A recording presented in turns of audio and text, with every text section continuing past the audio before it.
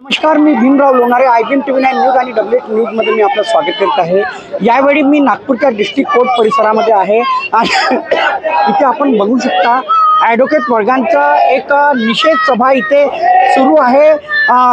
अहमदनगरमध्ये जी घटना घडलेली आहे, ज्या पक्षकाराने वकील दाम्पत्यांचा जो खून केलेला आहे, त्याच्या या डिस्ट्रिक्ट कोर्टामध्ये डिस्ट्रिक्ट कोर्ट परिसरामध्ये निषेध केला जात आहे। डिस्ट्रिक्ट कोर्टच्या बाहेर तो निषेध केला जात आहे। आपण बघू शकता कशा प्रकारे नारे निदर्शने केली जात आहे।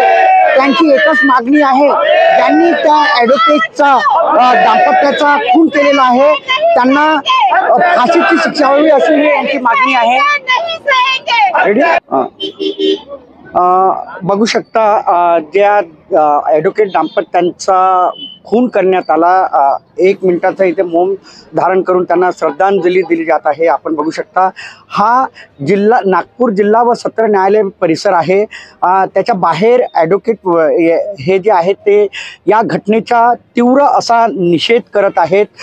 बघू शकता इथे हे सगळे ॲडव्होकेट आहेत आणि यांच्या वतीने एकच मागणी आहे की ज्यांनी हा खून केलेला आहे त्याला फाशीची शिक्षा व्हायला हवी अशी यांची मागणी आहे। आमच्यासोबत विलास राऊत सर आहेत, ॲडव्होकेट विलास राऊत सर, आपण त्यांच्याकडून जाणून घेऊ काय सांगाल आज या निषेध सभेसंदर्भात। साहेब, मला अतिशय दुःख होत आहे। माझे जिथे उपस्थित जेवढे माझे माझ्या वकील बांधव आहेत, माझ्या बहिणी आहेत, या सगळ्यांना अतिशय हृदयातून त्यांना दुःख झालेलं आहे। कारण एक साध्या छोट्याशा गोष्टीसाठी एखाद्या व्यक्तीचा मर्डर होतो, त्याच्या पत्नीचा मर्डर होतो। ज्या बाईने एवढ्या वर्षामध्ये आपलं शिक्षण घेऊन वकील बनली, समजा समाजामध्ये तिचं नाव आहे, या सगळ्या गोष्टी जे आपल्या पक्षासाठी म्हणजे आपलं मन लावून कामं करतात, अशा लोकांना मर्डर होत आहे। त्यामुळे आम्हाला खूप भयंकर वाईट वाटत आहे की आमचा कोणी वाली उरला नाही। शासनाने बघा साहेब, तुम्हाला सांगतो मी, शासनाच्या कोणत्याही योजना आमच्या फेवरमध्ये नाही, शासनाचं कोणतं प्रोटेक्शन आम्हाला नाही आहे। आम्ही आमच्या स्वतःच्या प्रॅक्टिसच्या भरोश्यावर आम्ही समोर जात आहेत आणि अशा परिस्थितीमध्ये आम्हाला कोणतं प्रोटेक्शन नसताना अशा परिस्थितीत आम्ही पक्षाकडे कामं करतो आम्ही, तर अशा परिस्थितीमध्ये आम्हाला काहीतरी प्रोटेक्शन हवं म्हणून आम्ही ॲडव्होकेट प्रोटेक्शन ॲक्ट संपूर्ण भारतामध्ये, संपूर्ण महाराष्ट्रामध्ये लागू झाला पाहिजे या विषयावर आम्ही काम करत आहोत मित्रांनो। आणि महत्त्वाचा मुद्दा म्हणजे असा की ॲडव्होकेट प्रोटेक्शन ॲक्ट जोपर्यंत लागू होणार नाही तोपर्यंत वकिलांवरचे हमले हे कमी होणार नाही। आज दिवसेंदिवस वकिलांवर हमले वाढतच चाललेले आहे मित्रांनो। निश्चितच तुमच्या भावनाला आम्ही समजू शकतो, कारण घटनाची निंदनीय अशी घटना आहे। सतुजा सर, आप क्या बताना चाहोगे? आप क्या बताना चाहोगे? ये जो घटना हुई है राउरी में, जिसमें एक वकील दंपति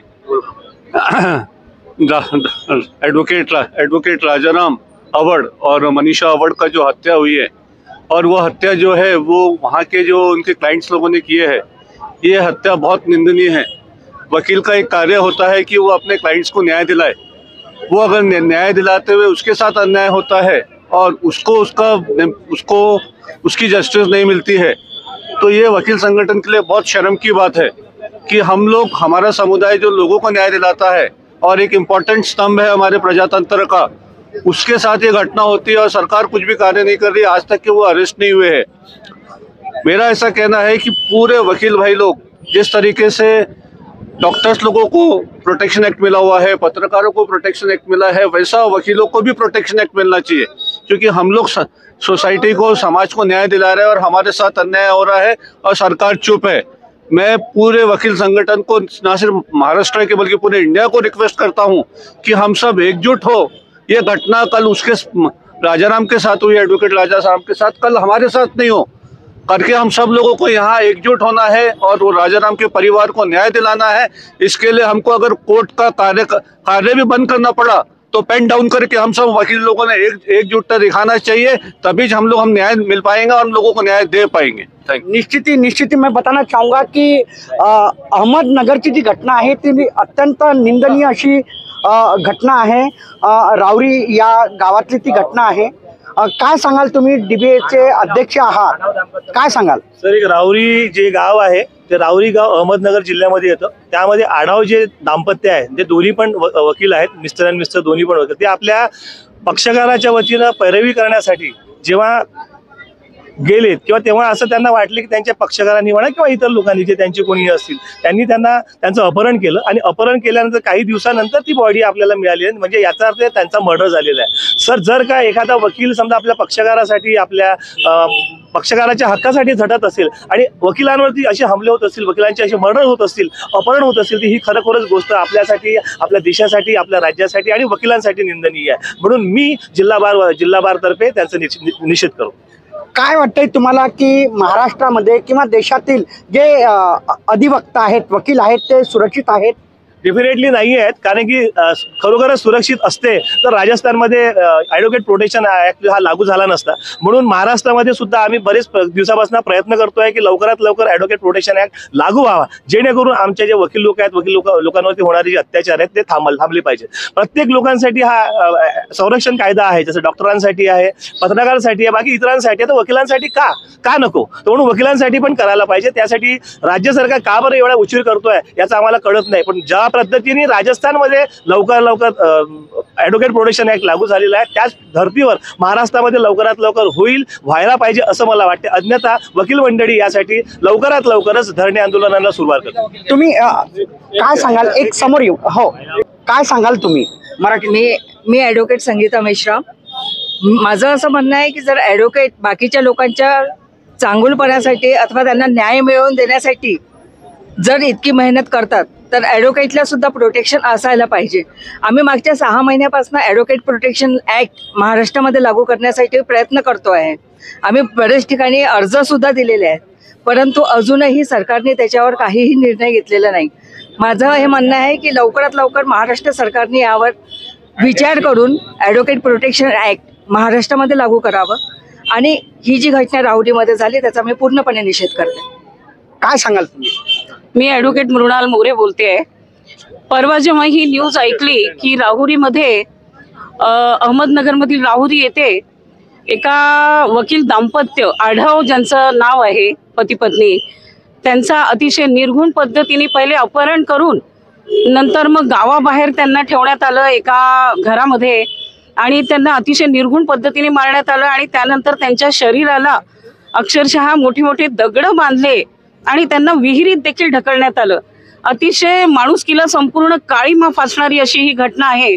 याचा निषेध करण्याच्या दृष्टीने आज आम्ही सगळे वकील बांधव आणि भगिनी इथे जमलेलो आहोत. गेल्या काही महिन्यांपासून आम्ही प्रोटेक्शन ॲक्ट लागू करा म्हणून आमची सातत्याने मागणी करतोय. ते याच करता की या पद्धतीच्या अमानवी आणि माणुसकीला काळीमा फासणाऱ्या ज्या घटना आहे त्याचा निषेध होणं गरजेचं आहे आणि हे झालं नाही तर आम्ही रस्त्यावर येऊन तीव्र आंदोलन देखील करण्याचा विचार केलेला आहे आणि सरकारने या गोष्टीचा गांभीर्याने विचार करायला पाहिजे की वकील जो आहे, जो दिवस रात्र कुठल्याही व्यक्तीला, नागरिकाला न्याय मिळवून देण्याकरता या प्रिमायसेस मध्ये या जागी येतो. निश्चितच ताई, मी तुमच्या भावना समजू शकतो.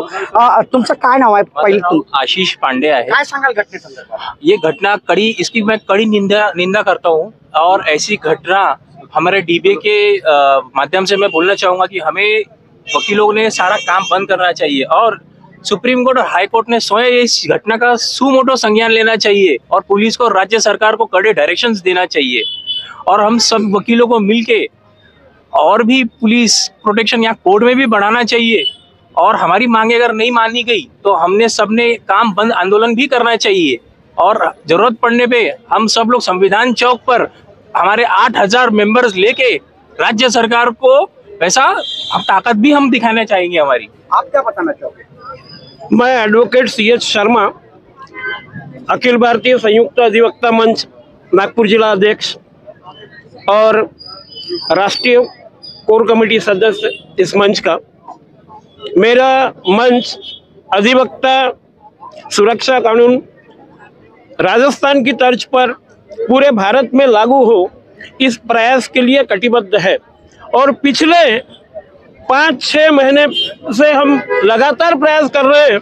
हमने माननीय कलेक्टर के माध्यम से, हमने अपने मुख्यमंत्री और प्रधानमंत्री महोदय इनको भी हमने ज्ञापन दिया है कि पूरे देश में अधिवक्ता सुरक्षा कानून लागू हो, क्योंकि अधिवक्ताओं के पर दिनों दिन हमले बढ़ते जा रहे हैं।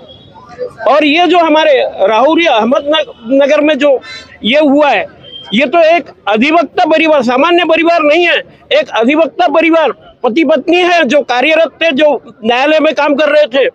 और जस्टिस डिलीवर्ड सिस्टम में वकील का बहुत बड़ा योगदान होता है। यदि वो वकील सुरक्षित नहीं है तो फिर इस देश में कौन सुरक्षित है? और इसलिए इस आंदोलन को और इसलिए इस एडवोकेट प्रोटेक्शन एक्ट को लागू करना ये हमारी प्राथमिक जिम्मेदारी है साथियों। निश्चितच एक शॉर्ट मध्ये सांगा तुम्ही काय या घटनेचा तुम्ही निषेध करत आहात, काय मागणी आहे तुमची? नाव सांगा. माझं मी ॲडव्होकेट नितीन कुमार रोडे. मागील 1 वर्षापासून जेव्हा वर्ध्यामध्ये एका वकील भगिनीवर सुऱ्याने हल्ला झाला होता तेव्हापासनं ॲडव्होकेट विलास राऊत आणि आम्ही सगळे ह्या ॲडव्होकेट प्रोटेक्शन ॲक्ट लागू व्हावा म्हणून आम्ही वर्षभरापासून कार्य करत आहोत.